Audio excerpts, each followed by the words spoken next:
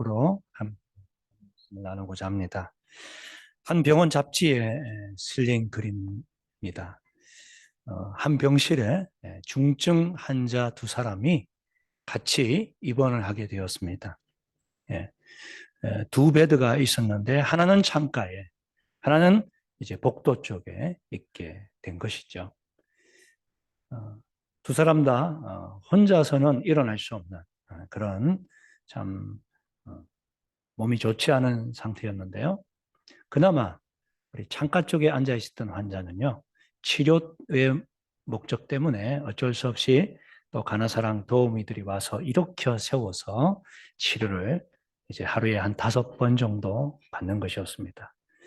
그러자 늘 누워서 지내던 복도 쪽에 있던 이 환자가 창가 쪽에 일어선 앉아 있는 그 환자에게 이렇게 물었습니다.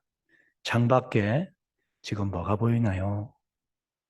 제가 계속 누워 있으니 그 창밖이 너무 궁금하네요. 그러자 그 창가 쪽에 있던 환자분이 네, 저 창 너머에 커다란 호수가 있습니다. 그리고 그 물 위로 오리랑 백조가 둥둥 뛰어다니며 헤엄을 치고 있네요. 야, 참 너무 멋질 것 같아요. 그리고 또 뭐가 보입니까? 예, 그 호숫가 옆으로 아이들이 막 공놀이를 하고 있는데 얼마나 깔깔거리면서 웃는지 나도 빨리 나와서 저곳에 가서 거닐고 싶네요.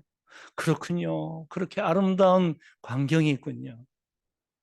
이렇게 하루 이틀이 지나는 가운데 그나마 누워있던 그 적적함을 그 창 밖의 소식을 전해주는 그 옆 환자 때문에 얼마나 즐거웠는지 모릅니다. 근데요, 어느 날 갑자기 문득 다른 생각이 들었습니다. 무슨 생각이냐면, 왜 나는 볼 수 없는데 저 사람은 볼 수 있는 특권을 가지게 된 거지? 내가 저 창가 쪽으로 가게 된다면, 내 베드가 옮겨진다면, 나도 저 친구처럼 창밖을 보면서 좀 위안을 얻을 수 있지 않을까? 이러한 생각이 드는 거죠. 그러면서 점점 창가 환자가 감사하기는커녕 얄미워지기 시작했다. 저 사람만 없으면, 저 사람만 나가면 내가 거기 누워 있었을 텐데. 그러다가 어느 날 밤이었습니다. 그 창가 환자가 갑자기 기침을 아주 심하게 콜록콜록거리더니 숨을 그냥 가쁘게 막 들어 마시기 시작합니다. 그리고는 머리맡에 있는 그 비상호출 버튼을 찾기 위해서 막 더듬는 소리가 들립니다. 자기가 깨어 있음에도 불구하고 대신 내 머리맡에 있는 비상호출기를 눌러줄 수 있음에도 불구하고 그냥 모른 척하고 눈 감고 누워 있었습니다. 그러다가 막 더듬거리던 손이 멈추고 가쁘던 소리도 사라졌습니다. 그리고 의료진이 뛰어오기 시작했습니다.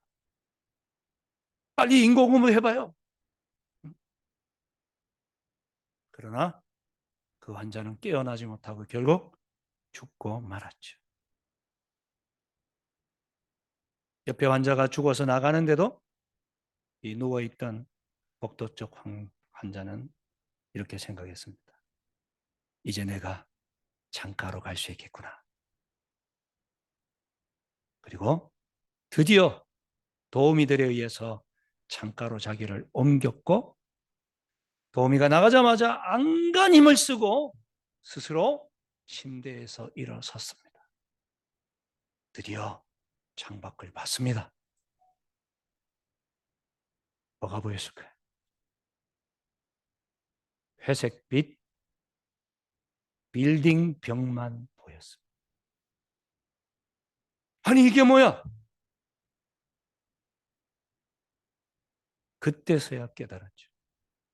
그 창가 쪽 환자가 자신에게 위로해 주기 위해서 실제로는 없는 호수와 오리와 아이들의 웃음소리와 그리고 연인들의 산책하는 소리가 있었다고 그런 모습을 상상으로나마 전해 주었다는 사실. 자기에게 살아갈 힘과 용기를 주기 위한 거짓말이요 배려였다는 사실을. 근데 그것도 모르고 저 사람만 없으면 내가 저 자리에 앉을 수 있겠지. 처음에는 그 환자가 너무 고마웠다가 나중에는 미워지는, 그리고 결국은 그 사람이 죽어가는 그 순간 도와줄 수 있었음에도 불구하고 도와주지 않는 몰인정한 인간의 모습을 자기가 가졌다는 것 때문에 얼마나 가슴이 아팠는지. 여러분, 혹시 우리는 그렇게 1년 동안 살아오지는 않았습니까? 욕심과 탐욕에 눈이 어두워져서 다른 사람이야 죽든 말든 나만, 우리 가족만 잘 되면 되지. 하나님께서 우리에게 베풀어 주신 그러한 은혜는 까맣게 잊어버리고 그저 지금 현재 그 창가를 넘어 보지 못한다는 그것 때문에 우리가 불행스럽게 생각하고 살아오지는 않았을까요? 그래서 생각과 불행이라고 하는 것은 바로 이 생각의 관점에서 나온다는 사실을 깨닫게 됩니다. 처음에는 그렇게 고맙고 감사했던 사람이 그저 생각의 관점이 싹 바뀌고 나니 그렇게 밉고 증오스러운 사람이 된 것이죠. 옆에 앉아있는 우리 남편의 얼굴, 아내의 얼굴, 우리 가족들의 얼굴이 여러분 어떻게 보이십니까? 감사하십니까? 고맙습니까? 아니면 밉고 짜증나고 얄밉습니다. 이 시간 고백했으면 좋겠습니다. 감사합니다. 나의 아내가 되어주셔서, 나의 남편이 되어주셔서, 나의 부모님이 되어주셔서, 나의 자녀가 되어줘서. 여러분 고마우시죠? 예. 이 추수감사절에 우리가 다시금 감사를 회복했으면 좋겠습니다. 이것은 상황과 환경이 변화가 주어지는 게 아니라 우리의 생각의 관점이 바뀌면 얼마든지 역경과 어려움 속에서도 감사할 수 있다는 것입니다. 그래서 오늘 본문에서도 항상 기뻐하라, 쉬지 말고 기도하라, 범사에 감사하라고 하시는 것이죠. 여기서 항상이란 단어는 환경이 좋든지 나쁘든지, 코로나 상황이 어렵든지 아니면 그것이 사라졌든지, 전쟁이 계속되고 있든지 끝나든지 간에 상관없이 우리는 하나님 안에서 감사할 수 있어야 될 줄 믿습니다. 이것이 신앙을 가진 하나님의 백성들에게 주신 놀라운 특권인 것이죠. 민수기 11장을 보게 되면 출애굽을 한 이집트의 노예 400년 생활을 마치고 하나님께서 주신 자유를 얻어 시내산으로 나온 이스라엘 백성들이 드디어 이제 2년 만에 가나안 땅으로 출발하기로 이제 작정했습니다. 하나님과 그동안에 이제 십계명을 통한 언약을 맺었죠. 나는 너희들의 하나님이 되고 너희들은 나의 자녀가 되었다. 이제 이 말씀대로 살아라. 내가 너희와 항상 함께하마. 근데요, 갑자기 이스라엘 백성들 사이에서 원망과 불평이 찾아오기 시작했습니다.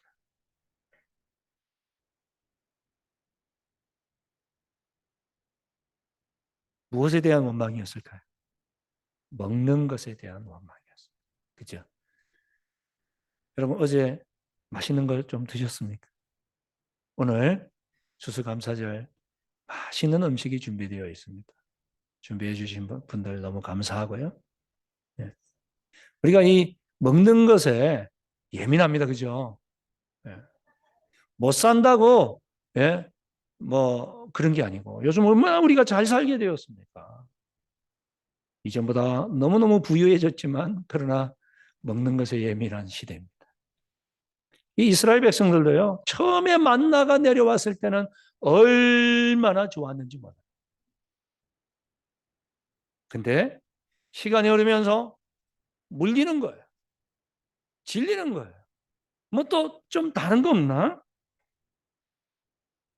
그래서 불평을 하기 시작하는데 이렇게 이야기합니다. 5절 말씀해 보니까 우리가 애굽에 있을 때에는 값없이 생선과 오이와 참외와 부추와 파와 마늘을 먹었거늘. 아니 값없이 어떻게 먹을 수 있었어요? 노예인데. 종살이 하는데 누가 그걸 공짜로 줍니까? 근데 그런 말을 하고 있어요. 값없이 생선을 먹어요? 노예들이? 오이와 참외와 부추와 파와 양, 마늘들을 마음껏 넣어서 맛있는 요리를 어떻게 해 먹을 수 있었겠어요? 1년에 한두 번 겨우 명절에나 해 먹을 수 있었겠죠. 근데 항상 먹을 수 있었다. 이런 말도 안 되는 불평을 하나님 앞에서 하고 있는 것입니다. 여러분 정말 만나가 맛이 없는 것입니까? 그렇지 않았습니다. 7절, 8절에 보니까 만나는 가시와 같고 모양은 진주와 같아서 진주처럼 아름답게 생겼는데 8절에 보면 백성이 두루다니며 그것을 거두어 맷돌에 갈기도 하고 절구에 찢기도 하고 가마에 삶기도 하고 과자를 만들었으니 그 맛이 어떻다고요? 기름 섞은 과자 맛 같더라. 저는 이 구절을 읽으면서 기름 섞은 과자, 꿀꽈배기가 생각나더라고요. 제가 참 좋아하는 과자거든요. 예. 한국을 떠나고 난 다음 제일 먼저 먹고 싶었던 떠올랐던 과자. 예. 만나가 기름 섞은 그런 맛있는 과자. 다양한 조리법으로 맛있게 해 먹을 수 있는 그러한 이야기를 해놓고 있습니다. 근데 이것도 진리더라는 거예요. 행복이 과해지니 행복을 모르고 불평하게 되더라는 것입니다. 여러분 정말 이 추수감사의 계절에 다시 한번 하나님께서 우리에게 베풀어 주신 은혜가 얼마나 많은지 다시 돌이키고 진심으로 감사할 수 있게 되기를 소원합니다. 그것은 환경의 변화 때문이 아니고 생각만 바뀌면 얼마든지 우리는 감사할 조건들이 수두룩 빽빽한 이 시간 잠시 한번 영상을 보려고 합니다. 이 영상은 감사에 대한 주제를 담은 내용인데요. 에디슨과 또 일본의 마스시다 정기 회장과 관련된 이야기를 다루고 있습니다. 같이 한번 보시겠습니다. 두 번째, 감사.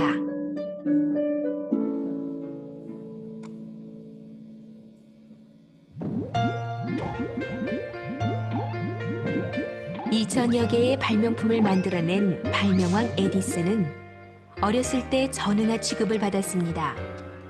에디슨은 다니는 학교에서 쫓겨나기까지 했죠. 설상가상으로 그는 젊은 나이에 청각 장애인이 되었습니다.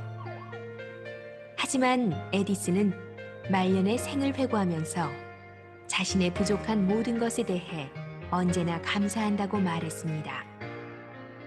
그는 연구실에 들어가면 잡음이 들리지 않아 연구에 몰두할 수 있었고 그 덕에 수많은 연구 실적을 올릴 수 있었다고 하면서 귀가 들리지 않게 해주신 하느님께 감사한다고 했습니다. 일본 유명한 기업 마쓰시다 회장도 성공의 이유를 이렇게 밝혔습니다. 나는 하늘의 세 가지 큰 은혜를 입고 태어났는데 그것은 가난한 것, 허약한 것, 못 배운 것입니다. 이 세상의 불행을 모두 갖고 태어나셨는데 오히려 하늘의 은혜라고 하시니 이해할 수 없습니다. 나는 가난 속에서 태어났기 때문에 부지런히 일하지 않고서는 잘 살 수 없다는 진리를 깨달았습니다. 또 허약하게 태어난 덕분에 건강의 소중함도 일찍 깨달아 몸을 아끼고 건강에 힘써 지금 90살이 되었어도 30대의 건강으로 겨울철 냉수마찰을 하고 있지요. 학업은 초등학교 4학년을 중퇴했기 때문에 항상 이 세상 모든 사람을 나의 스승으로 받들어 배우는 데 노력한 덕에 많은 지식과 상식을 얻었습니다. 남들이 보기에는 제 환경이 더없이 불행해 보일지 몰라도 제게는 이 모든 것이 하늘이 준 선물이자 기회입니다. 감사는 자신의 삶을 풍요롭게 만들어줍니다. 불평하고 실패할 것인지, 감사히 받아들여 또 다른 감사를 만들어낼 것인지는 우리의 마음먹기에 달려 있습니다. 예, 방금 우리가 함께 보았던 두 번째. 영상처럼 감사. 우리가 감사를 하기로 결정했으면 좋겠습니다. 그래서 우리 하루에 3번 감사하자. 1일 3감. 1일 3감 했으면 좋겠습니다. 그래서 우리가 지난주에 제가 경건의 루틴에 대해서 말씀을 드렸잖아요. 우리 수도사들이 스타티오를 통해서 우리가 항상 자기를 경건하게 살기 위해서 훈련하는 것처럼 우리가 이 감사에 대해서도 이 루틴을 좀 가져서 우리가 하루에 3번 1일 3감함으로 인해 원망과 불평이 내 입에서 떠나가고 늘 감사와 기쁨이 그리고 상대방을 향한 고마움을 표현하는 우리의 삶이 되었으면 좋겠습니다. 그럴 때 우리 안에는 이미 천국이 임하고 항상 행복한 주님이 기뻐하시는 삶을 살게 될 것이라 생각합니다. 항상 기뻐하라, 쉬지 말고 기도하라, 범사에 감사하라. 한번 따라하겠습니다. 1일 3감하자. 예, 우리 주신 말씀 생각하면서 우리 함께 찬양으로 고백을 드렸으면 좋겠습니다. 예.